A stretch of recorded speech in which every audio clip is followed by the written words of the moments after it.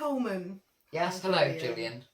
Can labyrinthitis be cured? And I noticed that you see the irony with labyrinthitis and Labyrinth, my favourite film. It can't be cured. It will just go away in its own time.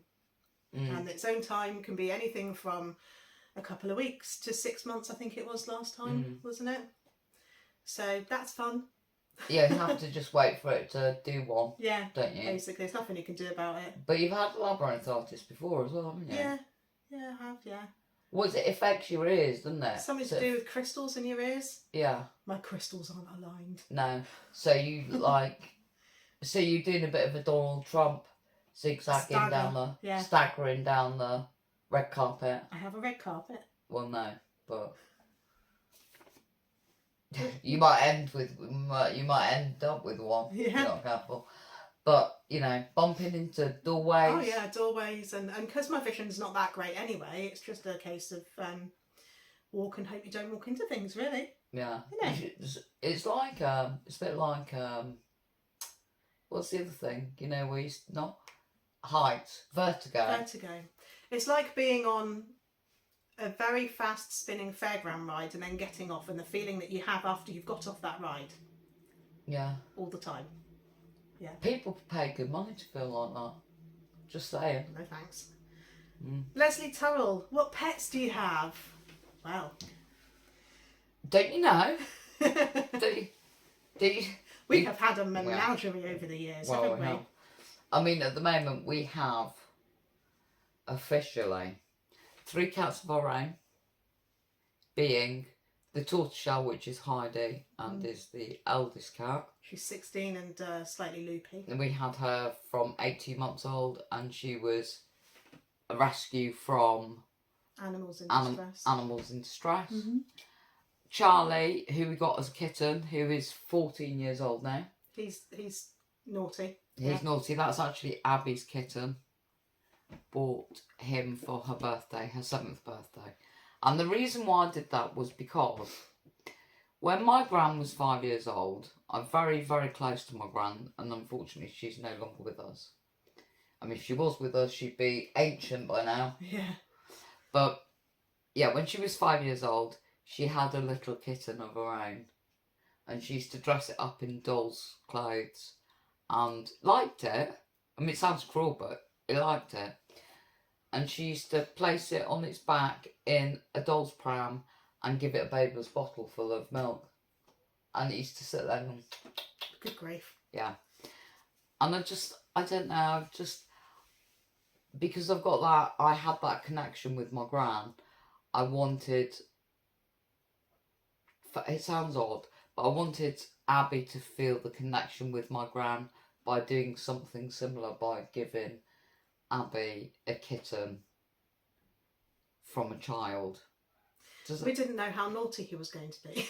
No. There's no way he would sit in a buggy with clothes on drinking from a baby's bottle. No, you'd have no he'd skin probably left swipe on your it arms. off you, say, give me that bottle. So that's the 2 oldest. Yeah, and then we've got Baby, who's actually was a neighbour's cat, but decided that she was going to pack her bags and leave home when the neighbour then got some more animals that she wasn't keen on. Yes. So she came and, I mean, she was out in the storms and stuff, wasn't she? Fireworks night we let her in, didn't we? And then what I noticed was that she was curling up and sleeping in a pot under a hedge in our front garden. Yeah. And she was doing that not during the winter. So at the finish I just said, we're going to have to let her in. You can't leave her out there. And they just know where to come, don't they? And that's what happened. Conversations have been had with the neighbour. She's fine with it. Yeah, she's sort of... I don't know what the word is.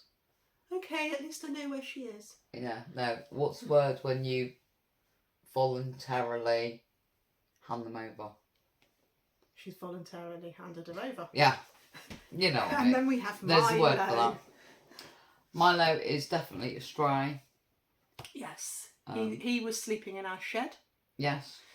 And we noticed this when he was coming out of the shed in the morning, because there's a way in which the cats get in and out of our shed. And he was coming out, wasn't he? He was skinny. He was eating out of bins. Yeah. I do believe that he's come from the flats.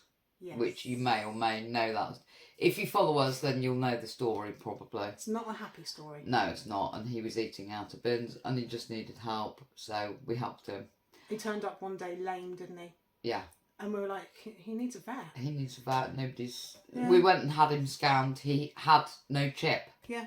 So therefore, as far as the vet's concerned, he doesn't belong to They anybody. said, "Are you willing to pay for his care?" We're like, "Well, yeah." Yeah.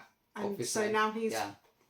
No, And no. so he's moved in, He's moved in. He's upstairs now. and then And I think Milo is going to be the most accident prone of all of them. yeah, He's got the vets in about an hour. yeah, So, and then there's another one who does actually belong to somebody in the street, yes. but they do not allow her in the house because her daughter is allergic to cats.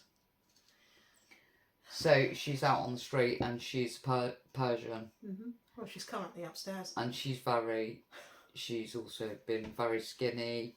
Yes. Her fur very was in a terrible state, matted, wasn't it? Really terribly badly. matted, and she had boils or something Yeah.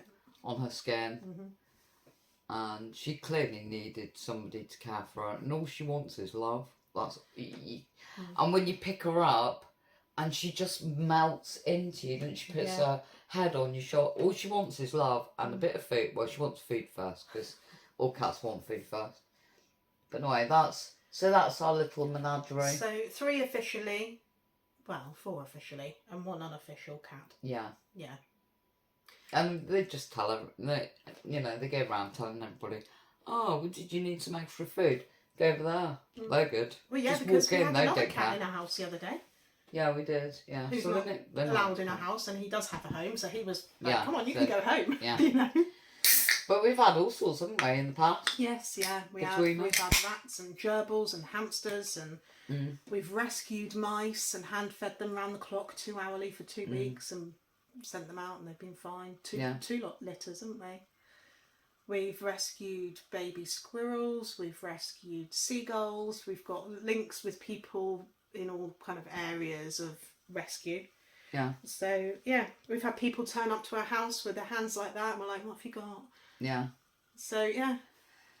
Yeah, I had ferrets when I was a kid as well. Yeah. They're cute. They smell, but they're cute.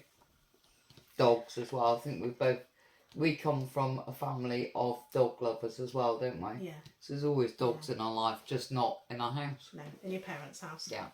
I love this next question. Margaret Mooney. Does Laura miss work? No. Right. I do not miss the stress of having to sort out my lunch boxes, having to get up, get to work. I'd have to leave so early, like 2 hours before I started, A, to get a parking space because they'd given out more permits than they had spaces, and B, because the effort of having to get up, get ready, get out took its toll on the ME and the fibro, and I would have to have an hour's nap in the car and set numerous alarm clocks, because there were times when I didn't wake till 10 and I was supposed to be in the office and the boss is calling. Just to get enough sleep to see me through the morning part of my shift. I would have my lunch at my desk sometime between 11 and 12, so when lunchtime came round at 1, I'm back in the car asleep. Just to see me through the afternoon shift, and sometimes I'd have to sleep again in the car before I drove home. And if I got home without a nap, I'm asleep on the runner in the hallway. And you'd wake me up going, "Your dinner's ready," Yeah. wouldn't you? Yeah. It was, for me, exhausting. And I think part of that exhaustion isn't just the having to get up, get ready, get out. It was also having to be in that kind of social office environment with a lot of different characters. Yeah. Some of which weren't especially nice. No, but it's a bit like a playground. You get all characters thrown together in one place. Yeah. And I don't miss it. And I think over the years your health has declined quite a lot, which has not helped. I asked for a lot of help with that, and I wasn't getting it. They weren't willing to give it to you, no, were they? I wasn't getting anywhere, and it was a And battle so that I physically and mentally could no longer fight. Yeah. So I did the best thing, and it took a long time to come to that decision. A long time, many months of going, is this really what I should be doing? You know, we're going to be losing this. It's quite a big leap, isn't it? It was like walking off the edge of a cliff, because I didn't know, once I'd left there, the knock-on effect. What would the knock-on effect be for Yeah. us as a family? Yeah. Because I was always the one that went out to work. Yeah. Which is why once you then left your job, I then came into The self-employed. business with you. So then I started buying and reselling as well. And now we work together. Yeah. So. And it's better, but the only problem I'm having with it is, if I've had an off week like last week, I'm not getting much work done. No. So I need to be very much more mindful of actually getting the work Yeah. done. But it does give you, although yes, okay, if you're not selling, if you're not listing, you're not selling necessarily, and so on, and so you're not getting the money that you might need, but you're not necessarily going to lose your job over it. No, I'm not. And as long it does give you the leeway yes. to go, actually, I really don't feel good today. I'm going to have to just like forget eBay for today. So it does give you the opportunity to do that. And I think overall, your mental health has been a lot better since finishing work. Yeah. Because I think you're just under a lot of pressure. Yeah. There was more. I don't think it was never the work. No, actually. It never is. No, it was never the work. It was always the people, unfortunately. Yeah. Because not all of them. If any of them are watching, you can just Yeah. But it wasn't everybody, but there's always going to be someone, isn't there? Everywhere one you go. or two people that want to make your life, The lovely thing about working for myself as well is if I'm feeling like I can't actually do any work in the morning, I can do it in the afternoon. I can do it at 10 o'clock at night. I can do it when I like to do it. Yeah. I'm not bound to very strict times No. and clock watching people and so on and so forth. Yeah. Although I'd probably get more done if I was, but I'd be knackered again. Well, I could do that for you, no problem. Yeah. I bet. Crack the whip. Right, Bronwyn Payne. We both seem to be more relaxed than we used to be. What do we attribute to that? Hi, Bronwyn. Leaving work? Do we? Yeah. Leaving work is a part of it. I think, if you're talking in comparison to last time we were vlogging, a lot happened when we stopped filming. There was a lot of reasons behind stopping filming. Yeah. There was a lot of traumas that we went through as a family. Yeah. And I think, like I said earlier, it made us stronger. Yeah, but I think we also needed to focus on that at that time, didn't we? And it's very difficult to actually be filming your day-to-day life when so many things that are not great are going on behind the scenes. Yeah. And so maybe that came across. Maybe it came across. We're in a better place now. Yeah.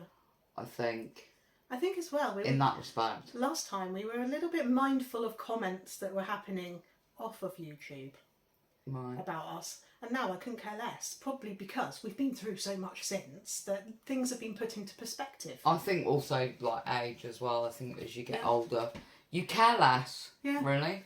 Things have been put into perspective. You love us, you hate us. We're still going to be here. Yeah.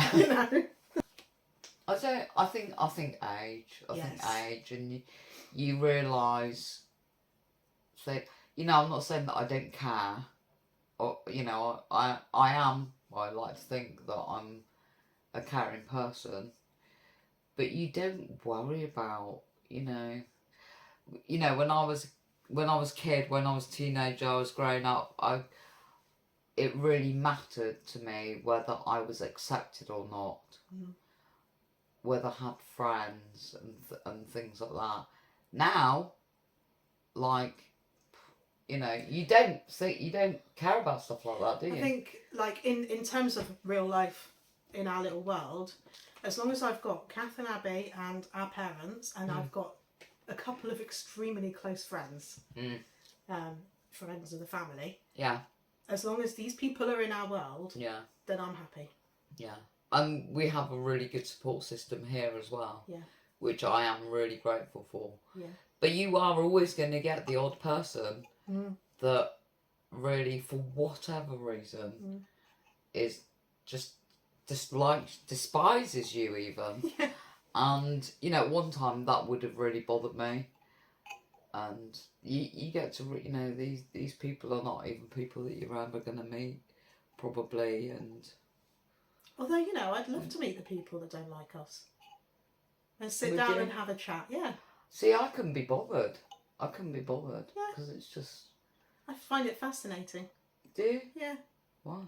To know the psychology behind it Is all that- and so on. Still with Bronwyn, what made Yes. us come back to YouTube after so long away? Well, I think our health had definitely was on the decline, and we'd put all the weight back on. And I actually, why are you laughing? Yeah, 'cause Sorry. in my head it's like, I need YouTube because it keeps me focused. Yeah, and I mean we did enjoy doing YouTube, didn't we? And it was only we had a really laugh. because we needed to put the family first Yes. at that time. Yeah. That we came away from YouTube. Yeah. I think we felt like we were also spreading ourselves quite thinly. It was getting harder and harder because I was working as well. Yeah. So that was difficult. But I mean,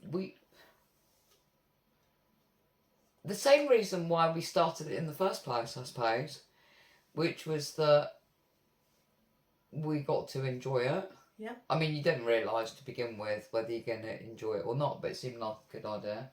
And we always really enjoyed it, and we always got really quite, I would say 99% of the time we got really, really good feedback. And, you know, and a lot of the people, a lot of you, have followed us from the very beginning. And although we may not know your faces, we know a few of your faces. But because, although we may not know your faces, what you might look like, it feels like we do.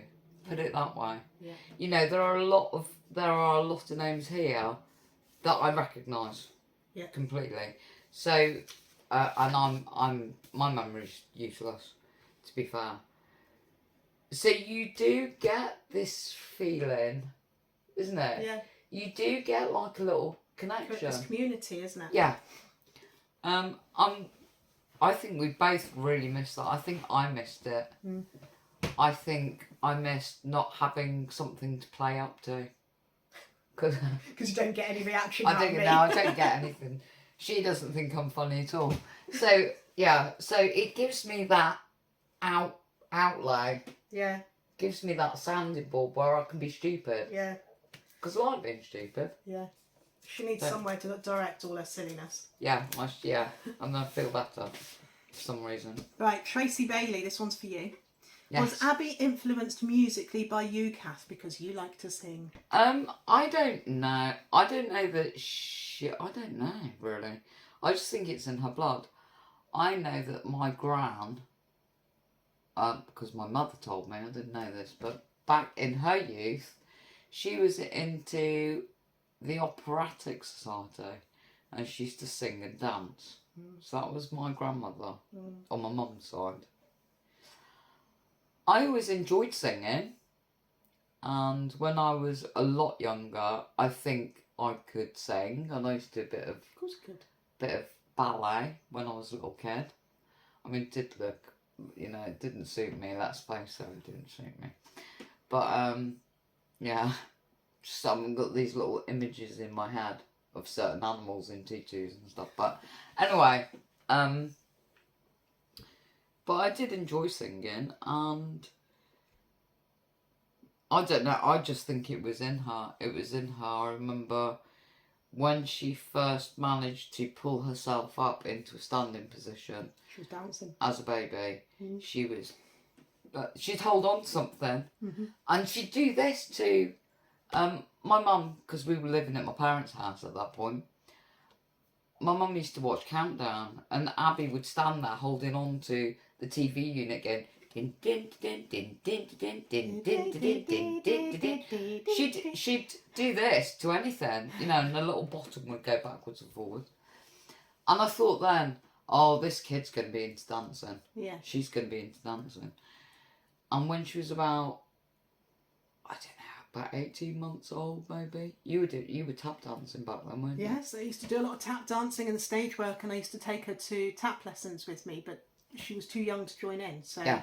And she was in her pyjamas and she had a bottle and all that, and I'd go, right, here's the game. When the music stops, come and see me.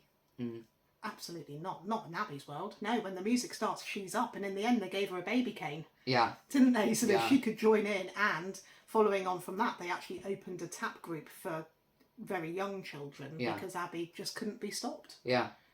Yeah, you So, couldn't stop her. She just she got something in her head, she was doing it, and that was that.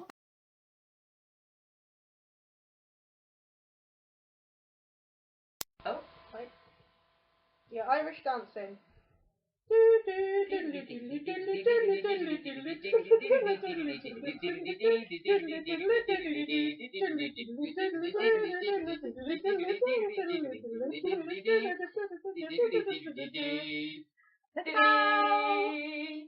Bow.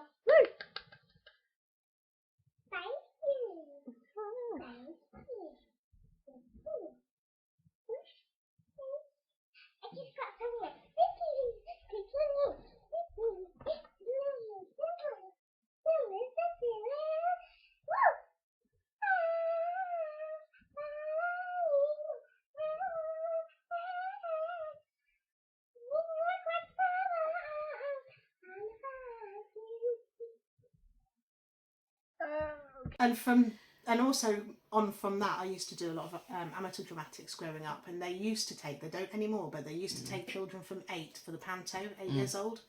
As soon as Abby was 8, she was auditioning. Yeah. So that's with the group that I used to be with. It seemed to be like singing, dancing, and all that. Yeah.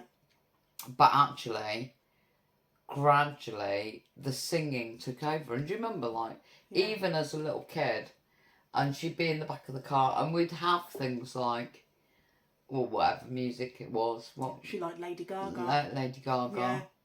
And have a sit down with your eagle. Yeah. She'd get the words wrong. Yeah. You know, as a little kid, she'd be sat in her high seat in the back singing. Yeah. And so it just, I don't know, it just seemed to be natural, and she never stops. Whatever I saw in her, I would then. I never pushed her. I just gave her the. We gave her the opportunity. Yeah. If she wanted to. To pursue it if she wanted to. There were a lot of things that she did as a small child. Like, you know, she tried to learn to play the violin. You know, that came and went. Yeah, I think she might have tried with the guitar as well. That came and went. That came and went a few times. Yeah. And it came back eventually. Yeah, I mean, she's playing it now. So, but we didn't push. We were just, okay, well, if you want to have a go at that, then have a go. Electric drum kits. Yeah. Recorders. You know, and something would stick, I suppose, in the end. Something that she really couldn't put down. And the thing that she really couldn't put down was singing. Yeah. And then it's just progressed from there. So I think, yeah, it may be in the blood a little bit. It may be influenced slightly by the fact that we used to listen to music and we'd all sing together and have a jolly time.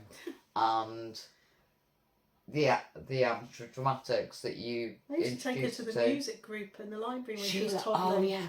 And she loved musicals. Oh, always. My mum used to take her to a lot of musicals. She still does, actually. And they used to do the pantomime in Plymouth. And the musicals. And Abby would sit there absolutely enthralled by watching these musicals. Yeah, like the West End on tour ones. She loves them. Loves them. Absolutely loves them. So, you know, it's a lot of different influences that probably got her to where she is now. And I don't see that ever changing. I think it's been music and singing and all the things that went along with that have been massive therapy for Abby, haven't they? Very much so. Yeah, it's really got her through. Can we just check the time for the vet? It is now 4 o'clock. Right. So. Come on then. Right, Emily. Hi, Emily. Favourite and least favourite... Emily's got 3 questions. Favourite and least favourite job we've had. My favourite job is working for myself. Yeah. Least favourite. I think for me it would have been community care. Right, Not okay. because of the job, but because I've never felt like I had enough time to spend with each person. I always wanted to spend more time, chat a bit more about the photos on their mantelpiece or what have you, and often I was chasing my tail because I got caught up in traffic or so when I'm late, and it was too chaotic, and I just didn't feel like I could dedicate my all to each person, so it became my least favourite. You? Oh, there's a question. I mean, I got involved with a lot of family businesses. Yeah. And I don't know if it was my favourite because of what I was doing. So we did a lot of fruit and veg stalls. We did a fruit and veg stall to begin with. And then we had fruit and veg shops in Bristol. And then we went from fruit and veg shops to a cafe. So I did that for years. And I don't know if it was the jobs that I enjoyed, if it was the fact that I was young. Could have been, could have just been because I was like really young then. That I was enjoying. I had loads of energy, and I could, I was driving up and down to Bristol every week, and driving around Bristol. Oh. Yeah, and I don't know. Maybe. What's your least favourite? Maybe. Or buying and selling. I do enjoy buying and selling. Although I don't really like listing. I like the buying bit. I like the selling bit. But nothing in between. I don't like the listing. Yeah. Least favourite. Probably when I worked in catering. Mind you, I did quite enjoy working for Butlins years and years ago. Can you imagine her working at Butlins? I'm sure you can. Yeah, I wasn't a red coat or anything. Should have been. I worked in an ice cream kiosk. Yeah. And then I did catering, ice cream kiosk, and then I did retail. And I was doing lots of hours then, which was fun. And, yeah, probably least favourite. When I worked in that pub. Oh, yeah. When Abby was little. Yeah. They were horrible. That was awful. Yeah. Yeah, they were really... I think the head chef, he wasn't a head chef, really. It's all Break Brothers stuff. Anyway. The head chef's called Mike. Yeah. Microwave. Yeah, pretty much. Yeah, pretty much. I just didn't get on with them at all, and they were really they were very, very cliquey. And I think he thought he was Gordon Ramsay. I had tea towels thrown at me. I know. Shock, horror. I know. Terrible. Wow, a tea towel. But, you can't conduct yourself like that. And I think I challenged him because one of the fridge freezers had broken down and it wasn't showing -18. It was higher. The temperature was higher.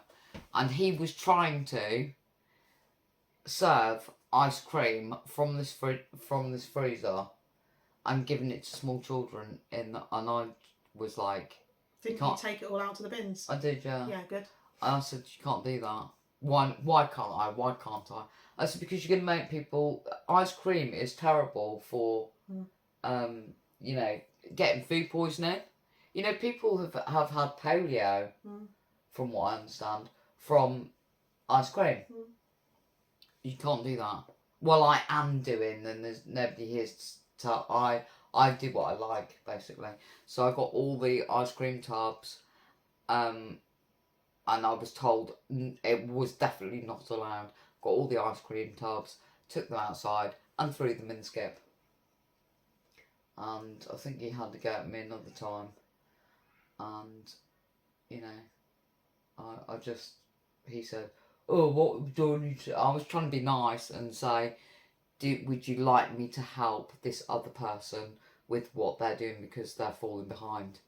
Well, you're supposed to be the one, and if you don't like me, just don't bother then. So I said, okay, fine.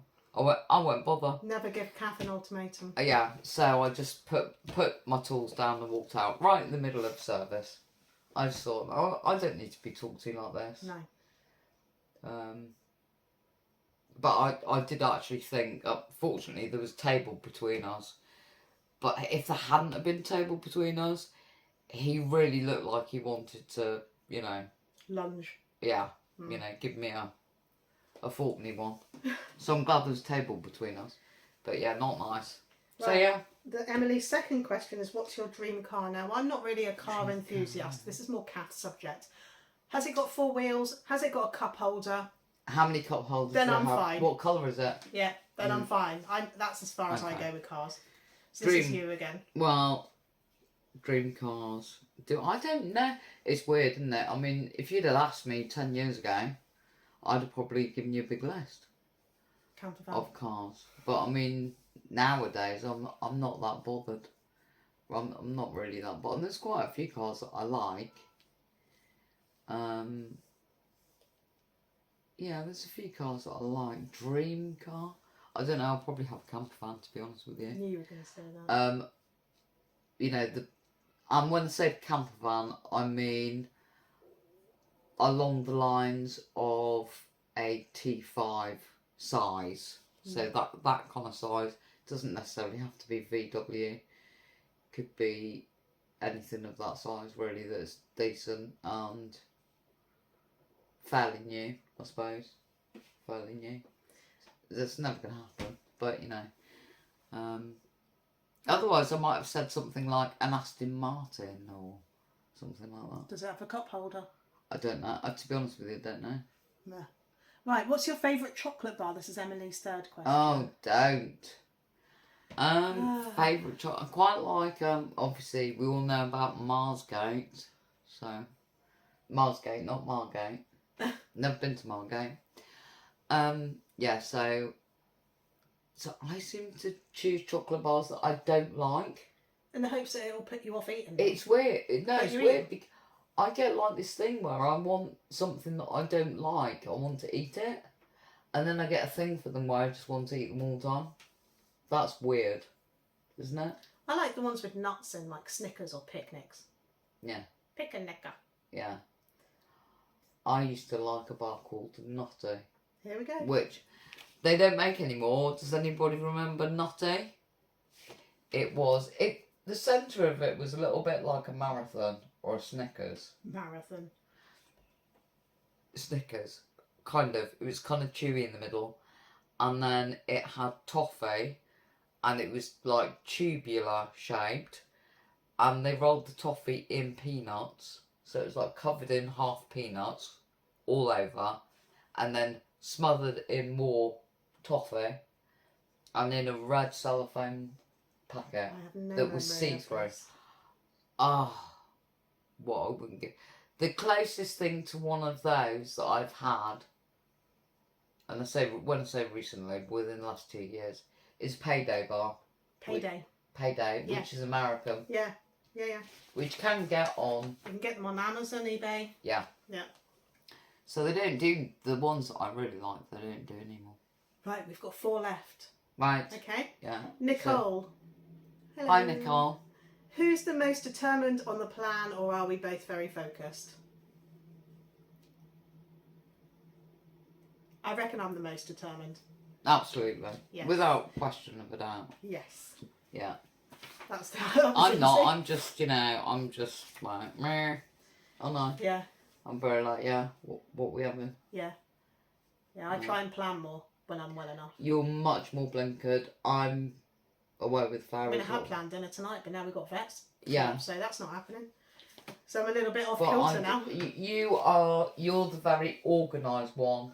Oh, we were talking about this the other day, weren't we? Mm. You're the very organised one. Mm. You're blinkered. You're focused. You know where you're going. Mm. I haven't got a clue.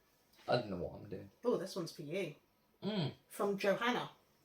That's Hi. a cool name. I like that name. Johanna. Mm.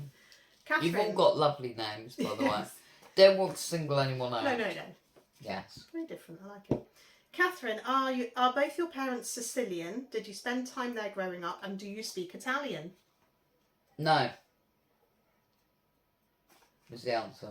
Elaborate. Okay, so, no, actually, my mother is from Lancashire. Her side of the family is from Lancashire. My dad is from Sicily.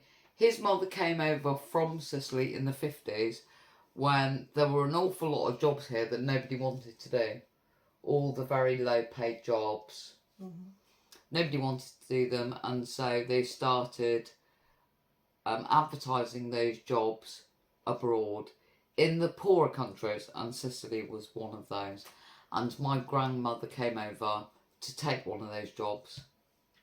She actually left my father behind, left my father with her mother, so his grandmother, and set a life up here. She was working in a, what would you call it? Because I don't know what to call it. What? Like a mental institute type. Mm. But that's what it was back. Well, I don't know any other name. That's what it was called. That's what it was back then. So she was nursing. Yeah. In a mental institute. Yeah. In a residential home, I suppose, for children, or no, adults with additional needs. Which obviously, I mean, back then as well, you know, that it were some of them were adults that actually they didn't have anything wrong with them other than the fact that they had nowhere to go and they had a limp. Yeah. You know, it was like that. Anyway, so she set her life up here, and she eventually got married, and she'd already been married once, and she had children, and then once she was all set up, and she was living in Cheshire, and once she was all set up, she then asked my dad to come over. So I think my dad was about 9 when he came over. Couldn't speak a word of English, and had never really had any education or anything. And obviously, well, I say obviously, it's not obvious unless I tell you. My dad and my mum met when they were about 15. So they're both like school age. And they were boyfriend, girlfriend, and there you go, and there's history. And do you speak Italian? Not really. You do speak a bit. No. You used to sing Italian nursery rhymes to Abby. Yeah, but I mean, you know, it's learned. It's a bit parrot fashion, really. Yeah. If you want me to have a conversation with you in Italian, I can't do it. No. But I do have an awful lot of family that don't speak English, and I've holidayed with them. In the past, not so much, not recently, and most of them actually no longer with us. They don't speak English, and so you'd sit there and they'd all be you know, jabbering away very loudly. Mm-hmm. Sounds like they're all having an argument. They're not, just having a conversation, and your ears would be flapping, like trying to tune into what was being said, and you'd get the odd word. Yeah. And you kind of learnt that way, really. Yeah. So I understood more than I could understand it better than I could speak it. I did night school in Italian for a while. My mum did it, but the teacher used to tell me off because I used to copy mum's answers. So yeah. Okay, Peter James. Hello. Hiya. What's the most embarrassing thing that's happened in public, either separately or together? Oh, yeah, you go. You're the one that has all the mishaps. Yeah, I do have accidents. I think they're kind of combined, really. But okay, when I was 30 years old, and this was before I met you, so you weren't here to witness then, you couldn't have a good laugh. But I was 30 years old, and I was feeling like, I'm getting older, I need to relive my youth. Somehow I need to 30. Make myself feel younger. And so about a week after my 30th birthday, I was over at my then partner's mother's house, who had a farm. And there were lots of things like trial bikes and things on the land. And one of the children of that family was riding his little tiny trial bike. And I thought, I know, to make myself feel younger, I'll have a go on his trial bike. I mean, it was clearly far too small for me. It was too small. I had no idea how to ride a motorbike. I'd never ridden one. I didn't have a crash helmet. But that didn't put me off because I was reliving my youth. I was young and I could do it. So I got on this bike and I rode it round a field. And it was alright. I don't know how, but I managed to pull a few wheelies. Didn't actually mean to.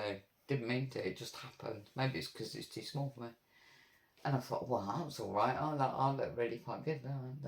So I thought, right, okay, have another go. Well, I pushed my luck this time round because I rode round again and I thought, oh my. And as I was riding round, I was going faster and faster and faster. And I was thinking, what's going on? It was the throttle, you see. I'd opened the throttle up. And because it was too small, the bike was too small for me, I couldn't then, for some reason, I couldn't close it. And I panicked. And so the throttle's fully open. And I'm thinking, because I can now see a rabbit run and a chicken coop coming very quickly towards my head. See, and the chicken coop had corrugated roof on it like that, and it was coming straight from my head, right here. And then I wasn't wearing a helmet. It's not embarrassing yet. Anyway, so I mean it's a predicament, you know, and so I've got the throttle open like this, and I'm trying to hit the brakes like this. You see, I don't know why I didn't just do that, but for some reason I couldn't do it. So I hit the brakes, but the throttle was still open. So the back, get on with it, woman. So what happened was the back wheel then locked, but I was still travelling at quite speed, and I hit.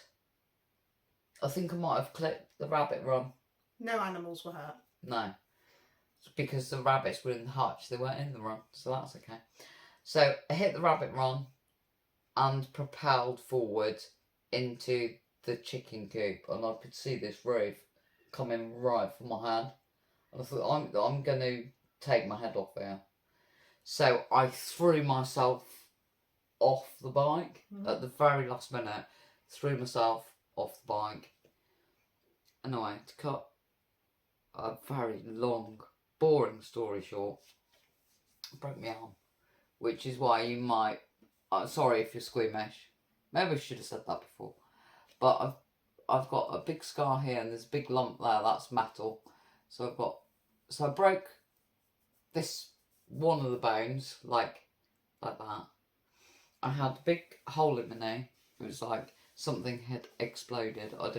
I had a big chunk out of my leg that was all bruised. Relived your youth then. Yeah, it was fun. It was great fun. Yeah. The problem was, so anyway, my then partner took me to the hospital because I was doing a lot of shouting and swearing and things, and got to the hospital and they put me into a side room very quickly because I was doing a lot of shouting and swearing, and said, yeah, you definitely broken your arm. And I got in the bed, and then it then hit me, the smell. Okay. I could smell something. I hadn't noticed it before, so I've been like this for like a good hour or so with this smell lingering. And what had happened was, as I landed on the ground, I also landed in a big pile of dog poo. Which, you know, the adrenaline, I didn't notice it. Didn't notice it at all. But I must have been covered in it. And it stunk. And I was lying in bed and thinking, oh God, that smell. That smell. And I thought, oh no, what? The nurse is going to smell it. Everybody's going to smell it. What is she going to think? She might think I've done it. You know, I was so scared. So I said to her, when the nurse came, it was quite embarrassing. When the nurse came over, I said to her, do you know that smell? She said, yeah. I said, it's not me. And that's all. And I just left it there. In that sense, you did relive your My youth. loofah, yeah. Your youth. My loofah. Because you had a habit of falling into dog poo. Yeah, I when you were did. small. Yeah. So mission I accomplished. don't know what when I fell, I always found a soft landing. Yeah. Just didn't smell great. Right, last one. Yeah. Okay. Can't believe I told you that. Last one. I think this video is going to be split between two now. My brother used to hold that against me as well. Say, if you don't do this thing that I'm asking you to do, I'm going to tell your friends about, when you fell down those steps, same times, fell down those steps, Don't tell them I'll do it. I don't care what it is. I'll do it. Dawn G. Hi, Dawn. Yeah, sorry. Yeah. What was your embarrassing moment? I haven't got one. Not like that. I don't have one. Oh, you papered over that well, didn't you? Just like, you haven't got an Not really. No, not like that. No. No? No. Not like that? No. Like what then? No, I can't think of one. Oh, I can. Oh, go on then. Oh, no. Oh, no. Does it involve dog poo? No. It involves being on stage. Oh, yeah, go on then. I think it was Oklahoma. Oklahoma, and I was where in the wind comes rushing through the thing. I was in quite a tightly buttoned top thing. Yeah. And we had to throw our arms out at the You end. were rather busty back then. Thanks, weren't you? Yeah. Had to throw our arms out at the end. Like, ta-da! Yeah, you can imagine what happened. Ding, ding, ding, ding, ding. Top flies open in front of everybody. And also a stage one in a pantomime. And I was playing... I never saw that. I was playing the part of the prince in this pantomime. And I had a head mic and everything on. And forgot to turn it off when I went to the toilet backstage. Yeah. So the whole audience... The actual toilet's not just weirdly in the wings. Yeah, so the whole audience got to hear you. We got a tannoy backstage, and there was an announcement like, "Laura, can you turn your microphone off, please?" So the whole audience heard you wee in the toilet. Yeah. Wow. I know. Impressive. Right. Anyway, Dawn G. Yes. Did you enjoy your school days, and what were your favourite subjects? Yes, No. I did. I didn't. I didn't so much enjoy the social side, a bit like work really. I always found everybody a little bit cliquey, a little bit, I enjoyed school itself. I enjoyed the work, the homework, everything that went along with it. Yes, I was called Square. I had good grades. I was one of those kids. Yeah. And my favourite subject was studious. Always English. Was it? I also enjoyed RE and art and drama.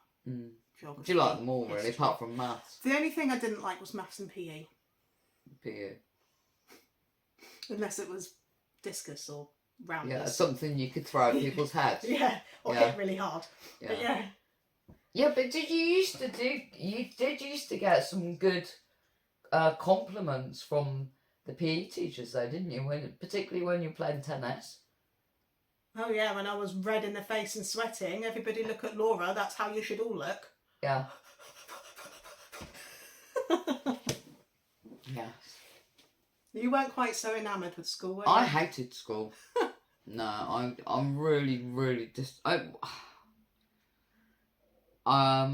no, I didn't really like school because bullies and all that. The amount of things I had wrong with me really. I was overweight. I had glasses. I was the wrong colour. All those things. Wow, I was ginger. Thank God I didn't tell them I was a lesbian because What, back in those days? Yeah.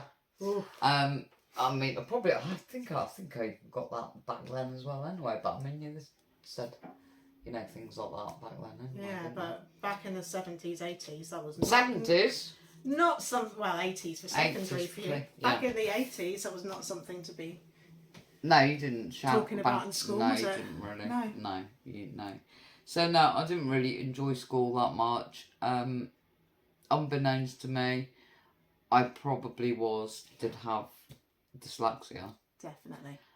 Which was never, nobody ever brought that up or, pointed to it or anything, I just needed to try harder and, I didn't concentrate enough and things like that. But again, it's that age a lot of things weren't really focused on the way they are. No, now. not at all. You know, if you were struggling with, say, reading or writing or attention, hyperactivity, deficit disorder or whatever, it's because you're lazy. Yeah. Well, it's because you're lazy. Yeah. It's because you need to pay attention. You know, that's the way we were. I mean, was it a bad way to treat people? I kind of, yeah, to a degree, but having said that, I'm actually glad that I was brought up in those times when it was very much, you know, don't be ridiculous, get on with it type attitude. Mm-hmm. I'm glad that I was in that period of time. I mean, it was tough. It was tough, but you got. It was tough, but I think it made us really. Yeah. In lots of ways. Yeah. Whereas I feel like this generation or the newest generations, it's gone very like much the further other way. the other way. Mm. So, and maybe we could just have like something that's a bit more, you know, somewhere more balanced in between. That's a bit more, you know. Yeah, absolutely agree. Anyway, yeah. So, consequently, I really didn't like school, but I did like, as I'm sure that you can imagine, I love drama. Because it was an outlet for me, and I love things like art. Yeah. So I like doing subjects that you couldn't really get wrong. Yeah. If you know what I mean, didn't because really involve reading and writing. No, it was creative. Mm. So anything that was creative, I loved. Even things like I quite enjoyed doing a bit of woodwork, or you know. Mm. So I suppose that's what happens as well, isn't it? That you are drawn to the things that you feel like you might have a bit of a be good at, kind of thing. And I wasn't really, I didn't do too badly, but I found a lot of the more academic stuff was much more taxing. Abby's the same. For me. Yeah. And so, yeah. Well, we have come to the end. We have been chatting for 1 hour, almost 36 minutes. Yeah.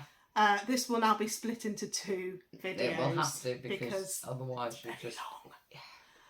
And thank you everybody. Sleep throat. You can all wake up now. Thank you everybody who sent your questions. Hopefully I got absolutely everybody and didn't miss anybody out. Yeah. And hopefully you know us a little better now, and we've managed to answer some questions that, well, especially the marriage debate that went on. Yeah.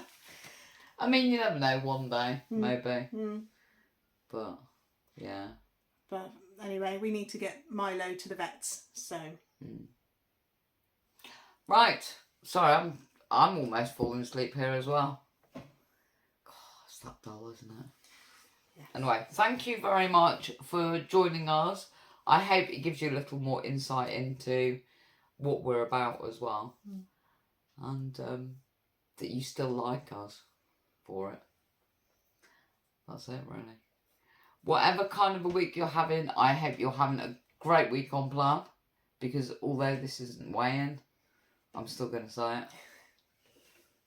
We'll see you on another video. See you on the next one. Take care, guys. Bye. Cheerio.